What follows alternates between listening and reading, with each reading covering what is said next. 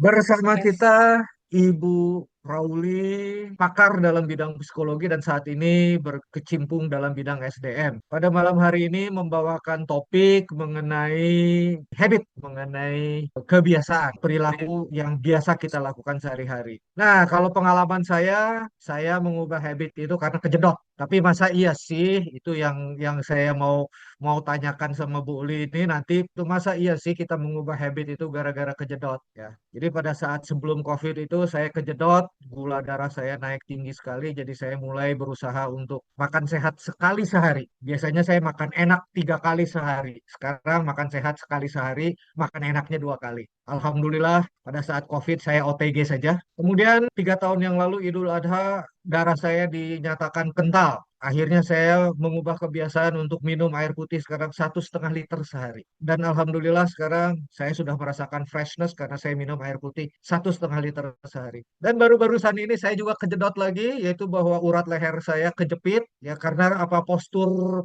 HP yang salah, postur baca HP yang salah. Saya merasa itu blessing in disguise untuk mengingatkan saya tidak terlalu lama di depan layar HP. Ya blessing in disguise dalam beberapa hari ini saya cuma sekitar 1 atau 1,5 jam ada di depan layar HP. Baik Ibu Uli, saya persilakan Bu Uli. Baik, terima kasih Pak Hendra. Selamat malam Bapak Ibu semua. Terima kasih sudah join. Nah, hari ini pembahasan yang ingin saya bagi adalah tentang power of habit and routine. Power of habit and routine di sini inspired by buku yang ditulis oleh Charles Duhigg dengan judul yang mirip ya, Power of Habits, judul bukunya. Nah, kenapa tidak bisa berganti? Oke. Nah, saya ingin mulai dengan menyampaikan apa yang dikatakan oleh Aristoteles. Ya. We are what we repeatedly do. That is not an act but a habit. Kita ini adalah apa yang kita lakukan berulang-ulang, gitu ya. Ketika sesuatu menjadi excellent, itu bukan hanya perilaku, tapi juga sebuah kebiasaan. Aristoteles menyampaikan sebuah wisdom of life ya. Aristoteles sebagai seorang bijak di zamannya, seorang filsuf. Jadi, jika kita ingin mengubah hidup kita, yang perlu kita lakukan adalah mengubah habit atau kebiasaan kita. Karena manusia ini adalah creature of habit. Manusia adalah creature of habits. Ketika kita bangun pagi-pagi, terus kita biasanya punya rutinitas tertentu. Mungkin tidak semua orang, tapi biasanya rata-rata orang punya rutinitas tertentu yang sadar atau tidak sadar berlangsung bertahun-tahun lamanya. Bangun tidur, entah itu cari HP, coba Bapak Ibu, teman-teman, coba diingat kalau pagi-pagi bangun tidur tuh apa yang pertama kali dilakukan. Ada yang berdoa, ada yang bangun-bangun langsung cari HP, cari kopi, ya kalau bapak-bapak ya, mana nih kopi, gitu. Dan seringkali kita nggak sadari sepanjang hari kita itu kita jalani juga dengan hal-hal yang otomatis sudah berulang-ulang tanpa kita ngeh gitu. Terus-menerus terjadi berulang-ulang. Entah itu baik atau tidak, positif atau tidak, itu yang disebut sebagai habits, yang disebut sebagai rutinitas, sebagai routines. Nah, sadar atau nggak sadar, kadang-kadang bukan kita yang mengatur habits, tapi habits yang mengatur kita. Saking nggak sadarnya kita, habits itu mengatur kita. Meskipun itu buruk, dampaknya, sadar atau nggak sadar ya, terus-terus dilakukan sampai akhirnya kepentok kalau kata Pak Hendra tadi. Jadi, jika kita punya kebiasaan-kebiasaan yang sebenarnya itu buruk, tapi kita tetap lakukan, bisa dibilang tidak baik-baik saja. Setuju ya, Bapak Ibu ya. Jika kita punya kebiasaan-kebiasaan buruk yang masih kita lakukan sampai saat ini, bisa dikatakan bahwa hidup kita saat ini nggak baik-baik saja. Ya. Nah, jika hidup kita tidak baik-baik saja, maka pasti ada hal yang perlu kita ubah. Ada hal yang tadinya tidak kita lakukan, perlu kita lakukan. Tahu, ada hal yang tadinya kita lakukan, perlu kita stop, berhenti kita lakukan. Nah, jika kita mau mengubah hidup kita, maka yang harus kita ubah adalah habits kita. Change your habits, then you can change your life. Kalau kita tahu cara kerjanya habits, gimana sih habits itu bisa terbentuk, ya, maka peluang kita untuk bisa mengubah hidup kita menjadi lebih besar. Ya, siapa di sini yang kalau bangun tidur cari kopi, cari HP, cari TV, ya? Kalau zaman dulu kan bapak-bapak, bapak saya bangun tidur pasti cari koran sama kopi. itu udah otomatis kayak robot. Kita udah kayak kayak mesin gitu ya, udah kayak mesin. Udah terprogram, nggak perlu ada effort tapi sudah terprogram. Nah, dari rangkaian contoh habits ini kita lihat bagaimana cara kerjanya. Malam ini kita akan bahas apa habits, bagaimana kenapa dan bagaimana habits terbentuk, lalu bagaimana untuk mengubah habits. Ya, kita akan coba lihat dari sisi anatomi tubuh kita dulu ya. Hari ini yang saya mau angkat adalah mengenai sedikit tentang struktur otak ya.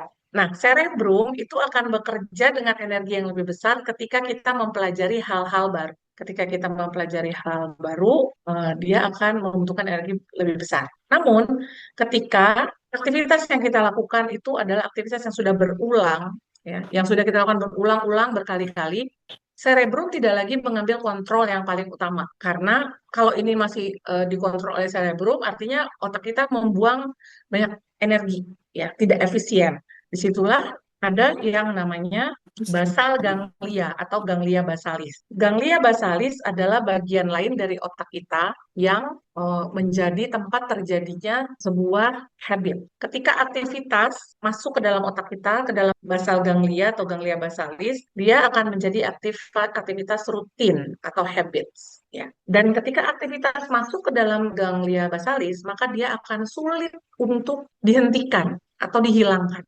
Ya, ini ganglia basalis itu ada di tengah-tengah otak kita. Kalau aktivitas itu sudah terekam di dalam ganglia basalis dan menjadi habits, maka itu akan sulit sekali untuk dihentikan. Zig Ziglar, seorang motivator dan sales guru, mengatakan all bad habits start slowly and gradually, and before you know you have the habit has you. Itu tadi yang saya bilang, bukan kita yang mengatur habit kita, bukan kita yang mengatur aktivitas kita, tapi kebiasaan kita yang mengatur kita tanpa kita sadari. Kalau kebiasaan itu adalah yang bagus, nggak apa-apa. Tapi kalau ternyata kebiasaan itu adalah yang buruk, itu kan artinya ada sesuatu yang salah ya. Kadang mungkin di antara kita ada yang punya pemikiran, tapi Uli, saya tuh udah sering gitu mengambil keputusan untuk mengubah pola hidup, untuk mengubah kebiasaan buruk. Sudah dimulai, sudah dilakukan, tapi ujung-ujungnya balik lagi. Artinya apa? Artinya usaha kita tuh tidak stick, tidak berkelanjutan. Kenapa? Karena dia belum masuk ke ganglia basalis. Dia masih pakai fungsi cerebrum kita. Gitu. Jadi masih menguras energi untuk kita melakukan perubahan itu, untuk kita membentuk kebiasaan yang baru itu. Nah, oke. Jadi karena tidak berkelanjutan, jadi kadang-kadang kita balik lagi ke selera asal. Ya sudahlah, ngapain juga capek-capek, nggak bisa juga itu terbentuk habit yang kita inginkan. Basal ganglia berfungsi untuk mengubah behavior menjadi habit. Sekarang saya mau ajak teman-teman untuk melihat yang namanya habit loop. Ketika aktivitas sudah masuk ke basal ganglia, dia akan sulit dihilangkan dan dia akan membentuk yang namanya habit loop. Nah, habit loop ada 3 hal. Ya, dari Charles Duhigg mengatakan habit loop itu terdiri dari the cue, the routine, and the reward. Ya. The cue itu adalah trigger atau pemicu yang apa yang membuat kita melakukan kebiasaan tertentu. Triggernya, cue-nya apa? The routine adalah behavior-nya, perilaku yang dilakukan. The reward adalah kepuasan atau hal yang baik itu hal fisik, emosional, atau kognitif yang kita rasakan, yang kita dapatkan ketika kita melakukan behavior atau rutinnya tadi. Jadi the habit loop ini adalah siklus dari the cue, the routine, and the reward. Ya, kalau kita lihat contoh di sini ya, ada nasi Padang. Nah, siapa yang suka makan nasi Padang? Nasi Padang istimewa, harga cuma 12.000, murah, menang banyak, dijamin kenyang bahagia. Nah, bayangkan kalau ada yang suka makan nasi Padang, terus ada rumah makan Padang buka deket rumah kita, tiap hari kita lewatin kalau mau berangkat kerja, terus ada spanduknya gede-gede, tulisannya kayak gini. Ini contoh cue, trigger. Ini yang menjadi trigger kita. Trigger untuk apa? Trigger untuk kita melakukan the routine, the behavior, perilakunya. Ya, Q-nya adalah banner nasi Padang murah, enak, menang banyak, dijamin kenyang bahagia. Perilakunya adalah kita mampir dan makan nasi Padang di sana. Nah itu dine in, entah itu take away, dibungkus, bawa pulang, apapun itu ya.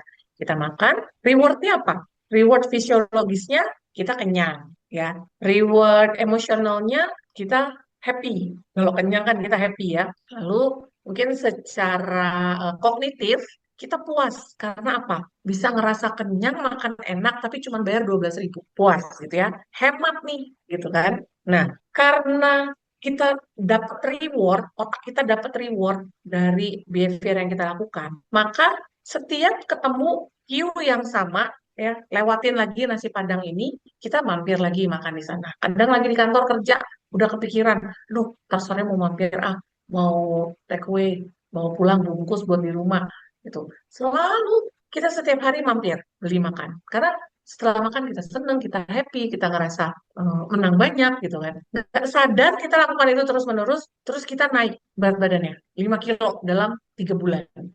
Hanya karena Q sesimpel itu. Q banner nasi Padang istimewa harga 12.000, murah menang banyak, dijamin kenyang bahagia. Karena banyak Q dalam hidup kita yang membuat kita mudah sekali membentuk sebuah habit. Banyak sekali trigger godaan ya yang membuat kita melakukan itu. Nah, untuk kita tahu terus kenapa sih kok habit itu bisa menetap meskipun terkadang Q-nya nggak kelihatan di depan mata kita. Meskipun Q-nya belum kelihatan di depan mata kita. Ada yang namanya craving. Nah, kenapa kebiasaan itu, habit itu tetap melekat di dalam diri kita? Meskipun misalnya kita udah nggak lewat nasi Padang itu, kita udah ambil jalur lain gitu ya. Tapi tetap melekat. Karena di dalam otak kita itu ada yang namanya craving. Kalau ibu-ibu yang sudah pernah hamil ya, biasanya ngerti gitu ya, craving gitu, ngidam. Ngidam, kepengen banget gitu. Without any particular reason, kepengen banget, pengen makan yang manis-manis, pengen makan durian, pengen makan nasi Padang misalnya. Meskipun kita nggak lihat Q-nya saat itu, tapi ada yang namanya craving. Nah, ini yang membuat habit itu bisa stick, bisa menetap, bisa menjadi otomatis. Balik lagi contohnya ke kopi tadi ya, karena saya di rumah itu saya menikah dengan suami saya sudah lebih dari 14 14 tahun ya. Ini mau tahun ke-15. Setiap pagi itu dia carinya kopi setiap pagi ya. Jadi craving gitu. Craving sekali dengan kopi. Kalau pagi-pagi eh, bangun carinya pasti kopi gitu. Jadi udah kita sudah tahu rutinitas pagi kita adalah bangun pagi berdoa, seduh air panas, bikin kopi gitu. Even itu cuman ya kopi rumahan biasa gitu, kapal api gitu ya. Nggak usah kopi yang harus ke Starbucks atau ke, sebut mereknya. Nggak usah ke coffee shop ya, atau ke kafe-kafe gitu. Q-nya adalah bangun pagi. Setiap bangun pagi langsung rutinitasnya minum kopi. Rewardnya apa? Rewardnya tuh kena kafein katanya ya. Kena kafein, terus seger gitu, melek, matanya langsung melek. Jadi kalau nggak kena kopi tuh pagi-pagi matanya nggak bisa melek. Ini craving. Bangun pagi, kopinya nggak ada di depan mata, carian gitu. Pengen banget. Ini namanya craving. Oke, nah kalau kita mau create sebuah habit yang baru, kita perlu memulai dengan melakukan eh, sesuatu yang baik yang sudah sering kita lakukan. Ya. Mulai dengan melakukan sesuatu yang dekat dengan hal yang sudah kita lakukan. Jangan baru tuh terus baru banget, gitu. Baru banget sesuatu yang sama sekali kita nggak pernah lakukan. Contoh, ini tadi basic ya, ini contoh basic ya. Contoh basic ketika craving pagi-pagi bangun tidur, habitnya adalah minum kopi. Q-nya kita bangun tidur, rutinnya kita minum air putih. Tadi contohnya Pak Hendra lagi tuh, minum air putih. Biasanya mungkin airnya berwarna terus. Sekarang kita coba Q-nya adalah bangun pagi, rutinnya minum air putih. Rewardnya kita eh, merasa happy dan sehat gitu ya. Feeling good and healthy rewardnya. Mengganti bangun tidur minum kopi, kena kafein dengan bangun tidur minum air putih supaya healthy. Ini salah satu contoh simple mengubah habit. Jadi mengubah sesuatu yang eh, sering kita lakukan, yang terdekat dengan kita. Oke, contoh yang lain. Contoh yang lain misalnya kita mau rutinitas berolahraga setiap hari ya. Ini contoh aja. Ketika Q-nya adalah kita pulang kerja. Misalnya kita pulang kerja setiap hari, biasanya kita pulang kerja itu entah pulang ke rumah, entah kita nongkrong, entah kita jalan-jalan ke mall, entah kita ngapain. Pulang ke rumah, rutinnya adalah kita ganti menjadi exercise di gym. Exercise ke gym, jadi pulang ke rumah pergi ke gym, rewardnya adalah kita merasa lebih percaya diri, lebih confidence, ya, lebih sehat juga tentunya ya. Nah, ini beberapa contoh habit itu bisa terbentuk. Lalu, apakah iya untuk mengubah habit buruk itu sebegitu mudahnya? Ya, tadi kita sudah lihat, untuk kita mengubah habit, old habit menjadi new habit, yang kita rubah adalah rutinnya. Yang kita ubah adalah rutinnya. Reward dan cue-nya tetap sama. Reward dan cue-nya tetap sama. Yang kita ubah adalah rutinnya. Contoh, seorang perokok, ya, ini cukup sering terjadi ya. Seorang perokok itu ingin berhenti merokok. Jadi yang dirubah adalah rutinnya. Biasanya merokok, lalu diubah jadi makan permen karet seperti Nicorette atau nikotin gum. Ya. Di sini ada tulisannya nih, Nicorette bagi yang merokok 20 batang atau kurang dalam satu hari. Gitu ya. Kalau satu hari merokoknya lebih dari 20 batang, mungkin Nicorette nggak mampu untuk membantu mengubah habit merokoknya. Jadi yang dirubah adalah eh, rutinnya, perilakunya. Nah, apakah mengubah kebiasaan dari merokok dengan Nicorette itu mudah ataukah eh, bisa dilakukan ya? Bisa atau semudah itu dilakukan? Pastinya enggak. Kalau mudah pasti semua orang bisa melakukannya ya. Nah, yang pertama perlu dimiliki adalah harus punya keyakinan. Tadi seperti yang ditanyakan Pak Hendra, gimana caranya? Harus punya keyakinan bahwa perubahan itu mungkin ya. Dan yang kedua, harus menetapkan di dalam pikiran kita paradigma atau mindset bahwa ini akan baik buat kita untuk masa yang panjang, untuk jangka panjang. It's good for you in the long run. Jadi bagus buat kita untuk jangka panjang. Dan yang ketiga, jika kita dikelilingi dengan orang-orang yang punya tujuan yang sama, punya apa namanya target yang sama atau punya visi yang sama, itu akan sangat membantu. Contoh kayak tadi, perilaku yang ingin dibentuk adalah rutin ke gym, tapi kita melakukannya sendiri. Teman-teman yang nggak rajin ke gym, mungkin saya boleh sedikit sharing. Dulu tuh saya anak gym waktu belum nikah. Saya berhenti nge-gym itu ketika saya hamil 4 bulan. Karena dokternya sudah bilang jangan nge-gym, sudah gitu. Kamu istirahat aja. Dan pada saat itu berat saya 55 kilogram. Jangan tanya berat badan sekarang. Nah, pada saat itu saya nggak nge-gym lagi bertahun-tahun sampai saya punya anak satu, kemudian sampai berat badan saya naik berkali-kali lipat, ya, maksudnya naik naik sangat banyak gitu ya. Dan pada akhirnya saya memutuskan mau nge-gym lagi buat exercise, tapi saya nggak pernah bisa masuk ke dalam pintu gym. Kenapa? Karena saya malu, saya sendirian nih, ya. Eh, saya mau nge-gym lagi, semangat gitu, mau daftar mau apa. Tapi mau masuk ke pintu gymnya, saya kan dari Jakarta ya, di Jakarta tuh kan gym ada banyak ya. Di mall ada gym gitu ya, di dekat ruko perkantoran ada gym, di mana-mana ada gym, dekat perumahan ada gym. Mau masuk ke gym tuh, masuk pintunya aja tuh, saya susah sekali, karena saya sendirian. Nah, beda dengan teman saya punya teman juga yang strugglingnya kurang lebih mirip dengan yang saya alami. Dia rajin sekali ke gym. Bukan teman sih, adik ipar tepatnya. Adik ipar saya sangat rajin ke gym. Kenapa? Karena dia melakukannya bersama teman-temannya di kantornya. Jadi mereka bangun komunitas dan sudah bertahun-tahun sekarang mereka menjalani itu bersama-sama. Setiap hari posting. Hari ini apa yoga, body combat, ya pokoknya terbang-terbang sampai segala macam aktivitas di gym itu mereka lakukan dan mereka post gitu. Selalu hal yang menjadi rutinitas dia selalu foto di akhir. Buat saya, cue-nya adalah pulang kerja harus nge-gym. Rutinnya adalah melakukan aktivitas di gym. Dan rewardnya bukan hanya sehat, bukan hanya badannya jadi lebih oke, bukan hanya dia jadi lebih confident, tapi dia punya kebersamaan di komunitasnya. Itu rewardnya juga yang dia dapat. Dan sampai hari ini, adik ipar saya, she's healthier than me, happier, and lebih lebih inilah, lebih fit gitu ya.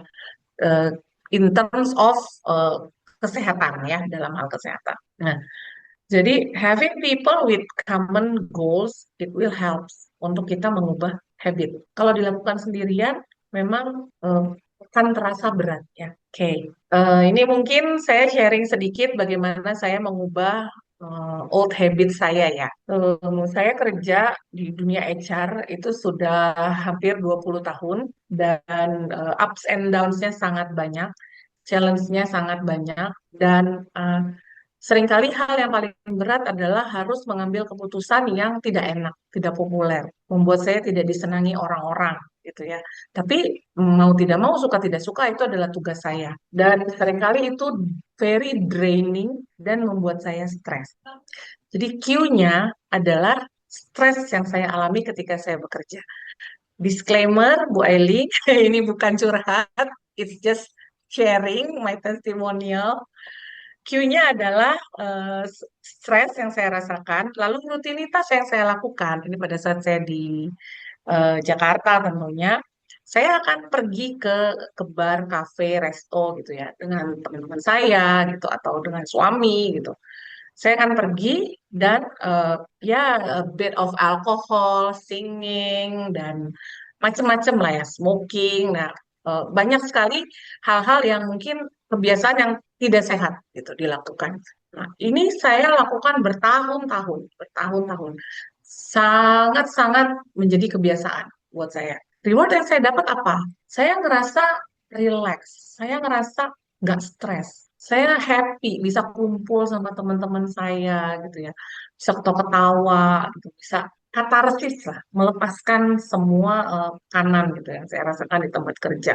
Nah, eh, ini saya lakukan berulang-ulang dan sampai pada satu titik saya merasa ya ini nggak baik. Pertama tidak baik untuk kesehatan saya, kedua tidak baik untuk kantong juga ya, tidak baik juga yang ketiga untuk anak saya. Ya, kan saya harus memberi contoh yang baik dong buat anak saya di rumah gitu. Jadi saya mencoba, ini juga saya lakukan setelah saya baca Habit Loops ya, beberapa tahun yang lalu. Sudah cukup lama sih.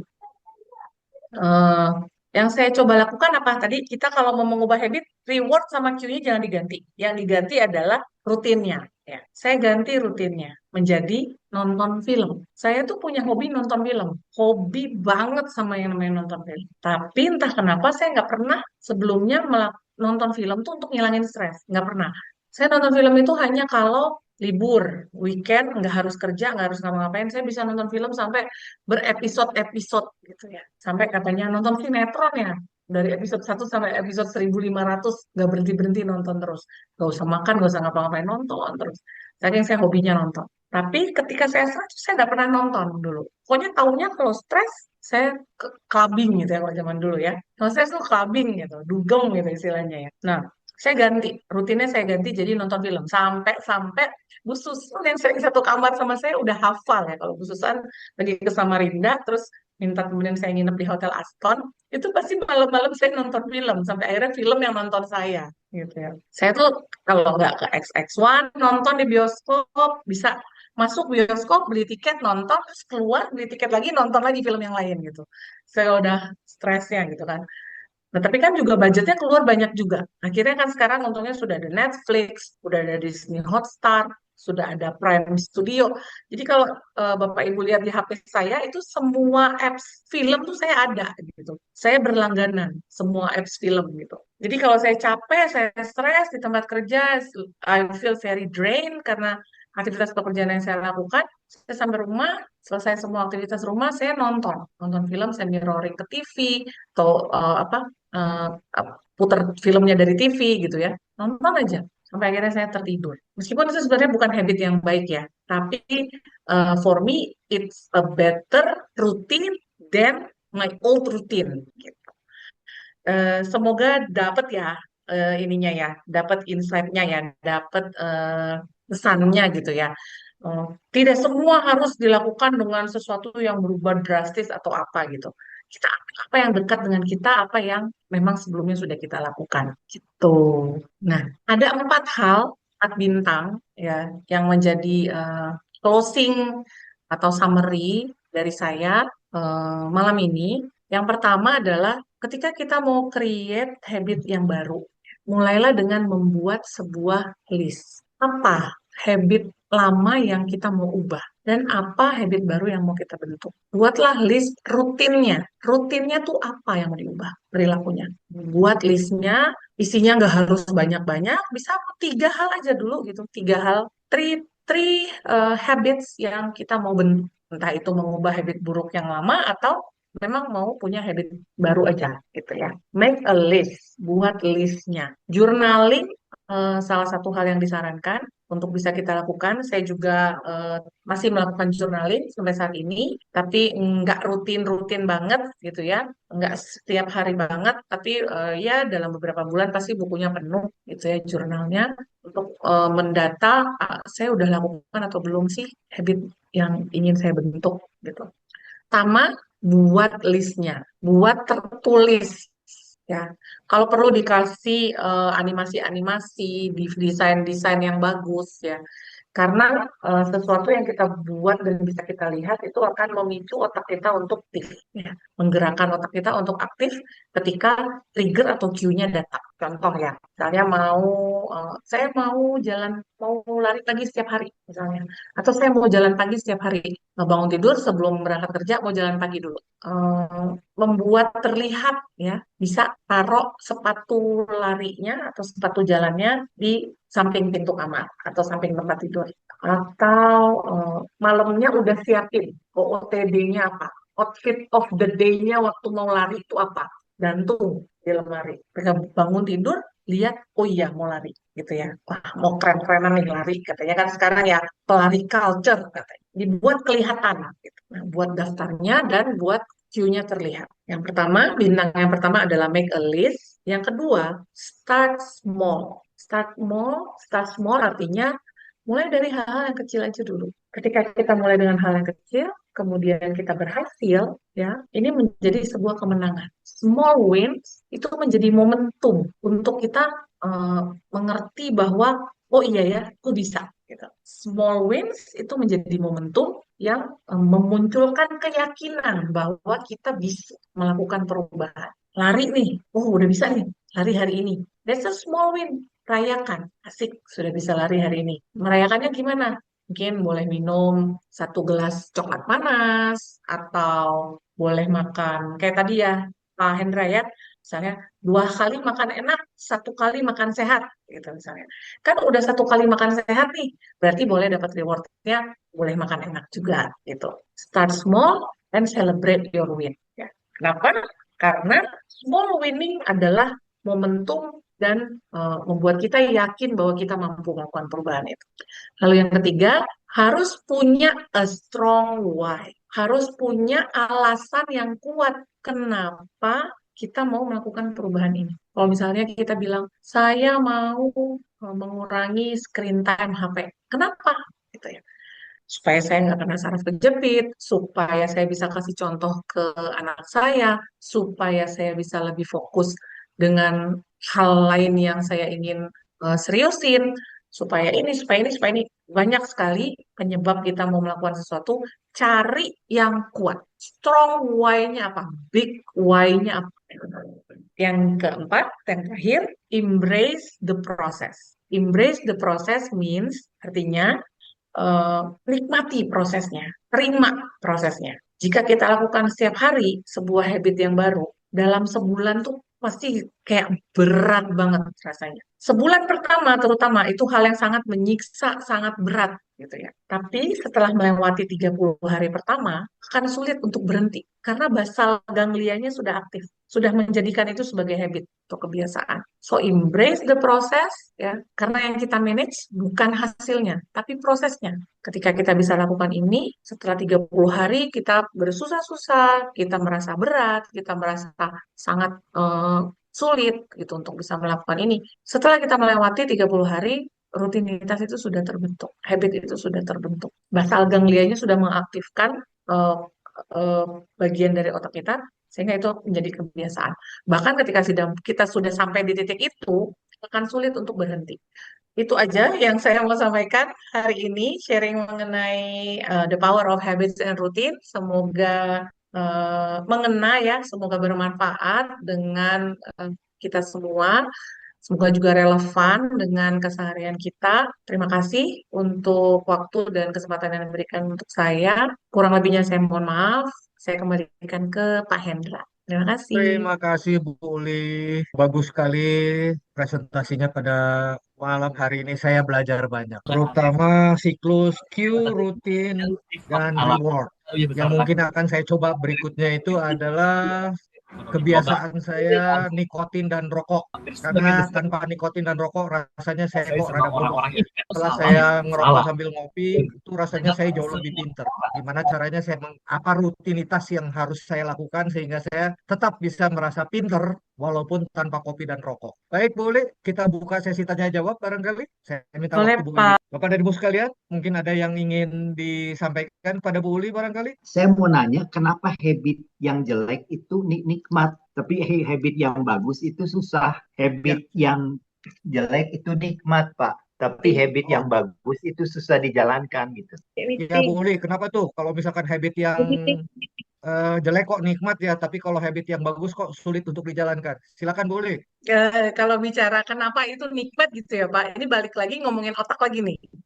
Bapak Ibu pasti familiar ya dengan hormon dopamin ya. Ya, kebiasaan buruk itu Pak Sulis itu terasa nikmat. Saya suka nih pertanyaannya nih. Real ya Pak, real. Nggak usah muluk-muluk yang sama seperti kebiasaan saya tadi. Saya bilang saya kalau stres tuh saya langsung cari ke klub mana gitu ya, ke bar mana gitu. Karena memang memberikan kepuasan, Pak, memberikan kesenangan gitu, memberikan sesuatu yang instan, cepat ya, memberikan sesuatu yang instan dan cepat. Kenapa? Otak kita nih kan juga terprogram untuk menyukai sesuatu yang menyenangkan kita kan, Pak, ya, dopamin, nah ya. Nah, dan otomatis lebih stick perilaku itu. Karena rewardnya itu yang didapat sangat cepat, Pak, dengan kebiasaan-kebiasaan yang buruk ini. Kenapa kok yang kebiasaan yang bagus tuh susah gitu diterapinnya? Karena rewardnya tuh lama Pak baru didapatnya.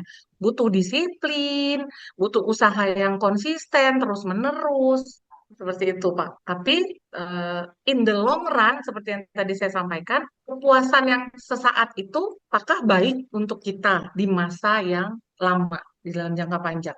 Jadi kepuasan dari habit yang buruk versus kebaikan kita untuk jangka panjang. Semuanya kan pilihan ya. Ketika kita memilih, ya udahlah nggak apa-apa, kumaha engke lah ya. Yang penting sekarang kita yang nikmatnya ini aja dulu gitu. Yang instan, yang bisa kita dapat ini dulu, yang kita pilih gitu, yang kita lakukan gitu. Jadi eh, apa ya?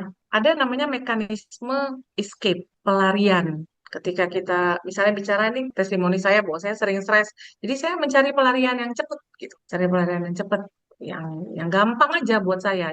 Tapi ketika kita balik lagi, kita pikir ini jangka panjangnya nggak bagus nih, ini, dampaknya buat kita sendiri nggak bagus, dampaknya buat keluarga nggak bagus, misalnya, dampaknya buat keuangan kita nggak bagus, kesehatan kita nggak bagus, kehidupan kita ke depannya nggak bagus. Nah, kita dihadapkan pada dua pilihan, melanjutkan kebiasaan yang buruk atau mengubah menjadi kebiasaan yang baik. Itu Pak, punten, apakah bisa diterima? Jangan nunggu kejedot dulu kayak saya, Pak Sulis. Nah, Makasih. Nah, itu Pak Sulis contohnya. Jangan nunggu sampai pakai gini dulu, nah. Selamat malam. Iya, Pak Sanusi, selamat silakan malam, Pak Sanusi. Bisa Bapak. tanya malam boleh malam semua. Malam, Bapak. Kalau untuk merubah suatu kebiasaan buruk itu, menurut Bu Uli perlu waktu berapa lama? Untuk mengubah kebiasaan buruk butuh waktu berapa lama? Nah, Ya. kalau secara teori ya, Pak, teori habit ya, Pak, itu ada macam-macam, Pak, teorinya. Ada yang bilang dalam 30 hari, kalau konsisten dilakukan setiap hari, itu bisa terbentuk. Ada yang bilang butuh waktu 90 hari atau 3 bulan untuk kebiasaan baru itu bisa terbentuk. Jadi kalau melihat dari, saya kan ada beberapa kali juga memberikan program training ya tentang bagaimana mengubah habit. Nah, ketika kita memberikan training, kita lakukan follow up activities itu selama 8 minggu, Pak. Jadi saya ambil tengah-tengahnya.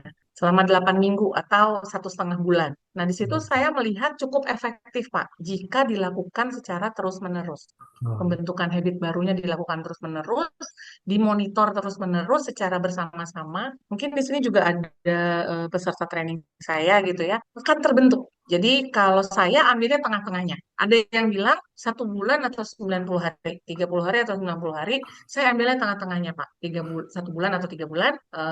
Saran saya, coba di 8 minggu. iya. Jadi 45 Delapan hari. minggu kita bentuk, itu. Kalau konsisten kita bisa lakukan selama 8 minggu, udah masuk ke basal ganglia. Jadi udah menjadi habit. Tapi again ya Pak, lagi-lagi ini bisa berbeda implementasinya satu orang dengan orang yang lain ya Pak. Normally sih 1 bulan sampai 3 bulan. Dilakukan rutin terus-menerus. Ya, Itu, saya Pak. pernah ini ya, pernah baca di buku ini Neuro Linguistic Programming (NLP) Wes, iya mengatakan Pak. bahwa untuk merubahnya itu hanya perlu 21 hari. Nah, Hmm. menurut Ibu Uli gimana? Mungkin Iya atau Pak, tidak ya tadi 21 betul. hari? Itu yang tadi saya sampaikan Pak.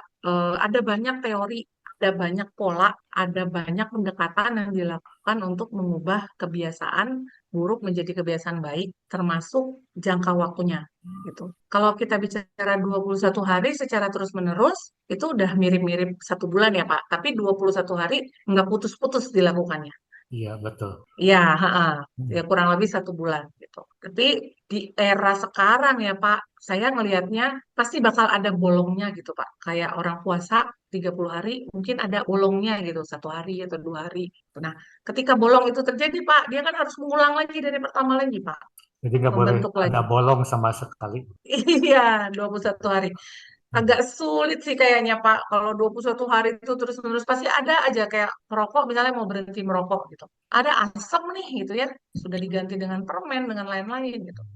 1 hari dia bolong ngerokok lagi ya dia ulang lagi karena udah rutinnya berubah gitu ya. Jadi Q-nya mengharapkan craving terhadap si rutinitas yang lamanya itu. Kalau 8 Gitu. minggu boleh ada bolong.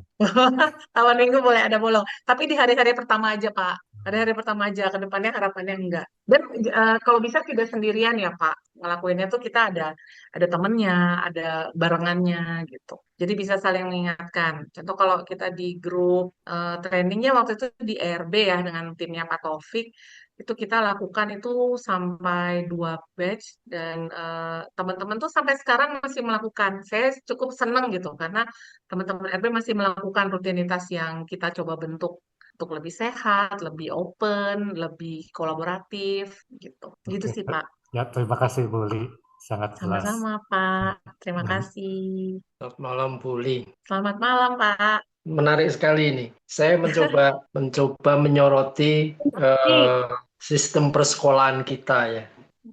ya, Pak. Ya, karena saya mengajar di perguruan tinggi, saya melihat sistem persekolahan kita dari SD sampai SMA itu tidak berhasil menanamkan kebiasaan belajar. Iya. Ya, karena kenyataan yang saya hadapi, tidak banyak mahasiswa yang suka belajar. Artinya, sekolah 12 tahun itu gagal sebetulnya. Itu satu. Yang kedua, banyak mahasiswa yang dulunya dari SD sampai SMA itu masuk sekolah jam 7 pagi, begitu kuliah jam 8 itu terlambat. Ya, artinya 12 tahun setiap hari, hampir setiap hari itu masuk sekolah jam 7 pagi itu tidak menanamkan habit yang buat mereka itu sesuatu yang menyenangkan. Artinya sistem itu gagal menanamkan habit yang buat mereka itu sebetulnya menyenangkan dan membuat mereka itu lebih baik. Ya, apakah pernyataan saya ini benar atau salah gitu. Terima kasih. Senang nih kalau Pak Sulis sudah sharing ya. Itu kelas berat topiknya. Kelas berat topiknya. Eh, eh, saya tuh pernah ya Pak ngobrol dengan seorang teman yang juga sudah lama bergelut di dunia pendidikan gitu ya. Ada satu kalimatnya dia yang saya ingat.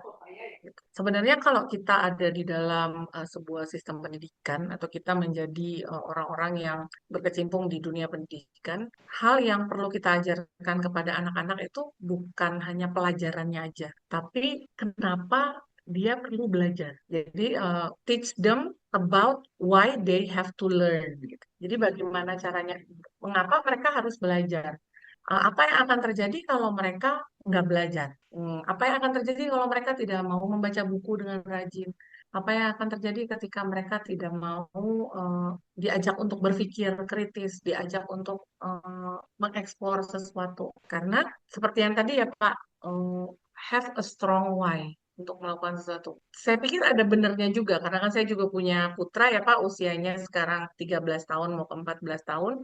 Ketika dia masih kecil, dia masih ikut-ikut aja. Kita suruh apa dia ikut. Tapi ketika sekarang sudah masuk remaja, banyak hal yang dia tidak mau kerjakan. Bahkan ketika dia masuk sekolah di CHS pertama kali, setelah 3 bulan dia sekolah, saya baru tahu kalau dia tidak pernah membaca materi yang maksudnya materi yang harus dia baca di rumah gitu. Saya dapat laporan dari gurunya 0 second, bahkan dia tidak pernah membaca, dia tidak pernah apa gitu. Nah, ya mungkin tidak bisa menyalahkan pendidik juga bahwa kenapa kok udah 3 bulan baru dikasih tahu gitu bahwa ini anak nggak belajar, nih anak nggak ngikutin gitu. Tapi harusnya kan dikasih tahu dari awal. Nah, tidak bermaksud menyalahkan siapa-siapa. Pada akhirnya saya kasih pengertian ke dia. Kenapa dia harus baca gitu? Kenapa kamu harus lakukan itu gitu? Dan di awal ya itu tadi saya coba terapin habit loop-nya gitu. Mulai dari yang kecil, nggak usah banyak-banyak, sehari satu aja.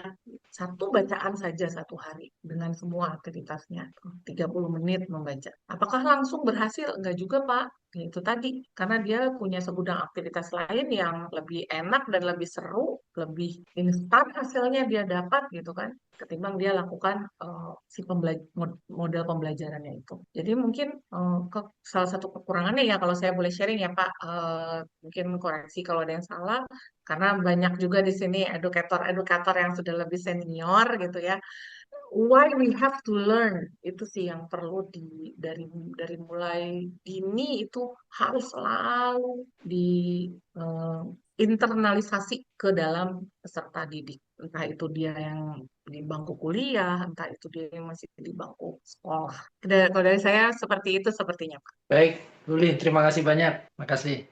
Sama-sama, Pak. Baik, Bapak dan Ibu sekalian, saya ingin mensitir ada beberapa tanda jempol, kemudian juga ada beberapa ucapan terima kasih pada Bu Uli, ya banyak sekali dan memang topik pada malam hari ini adalah topik yang menarik sekali. Mungkin kalau bisa saya rangkum dalam 2 kalimat. Yang paling pertama itu adalah bahwa kita mengubah dari siklus cue, race, rutin, dan reward itu yang kita ubah adalah rutinnya. Jadi kalau misalkan rangsangan itu timbul, kita mengubah rutinitas sehingga kita bisa merasakan reward yang seperti yang kita harapkan. Kemudian juga kalau misalkan itu kita harus secara konsisten, paling enggak dari diskusi dengan Pak Sanusi 21 hari, kalau dari buku-bukunya Ibu Uli 30 sampai dengan 90 hari, tengah-tengahnya 8 minggu barangkali, kita harus punya satu daftar rutinitas yang mau coba kita ubah, 3 hal. Kemudian yang kedua kita mencoba untuk melakukan hal-hal yang kecil saja terlebih dahulu, ya. Terus kita harus punya satu alasan yang kuat. Kenapa kita mau melakukan perubahan? Dan ini yang paling repot ya Bu Li ya, menikmati prosesnya ya Bu Li, menikmati Betul, Pak. prosesnya itu yang paling berat. Karena ini nggak nikmat ya, Pak. Pakai leher-leheran nggak nikmat ya. Oh, saya nggak boleh noleh, nggak boleh ngangguk, nggak boleh apa-apa. Tapi mudah-mudahan dalam 8 minggu saya jadi kayak robot, nggak apa-apa deh.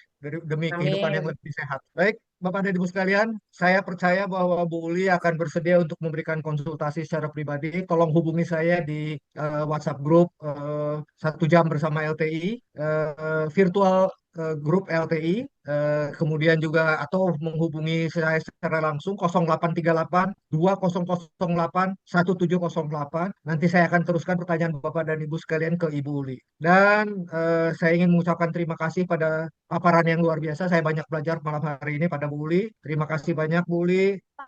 Baik, Bapak dan Ibu sekalian, atas nama LTI, pimpinan LTI, saya ingin mengucapkan minal aidin wal faizin, mohon maaf lahir dan batin. Semoga kita lebih menanamkan kebiasaan baru yang kita tanam pada saat 30 hari berpuasa. Dan untuk Ibu Uli dan saya mengucapkan terima kasih atas kesediaan mengisi pada malam hari ini. Thank you very much, Madam Uli, and God bless you. Thank you juga, Ya, Pak. God terima bless kasih, you juga, Uli. Pak.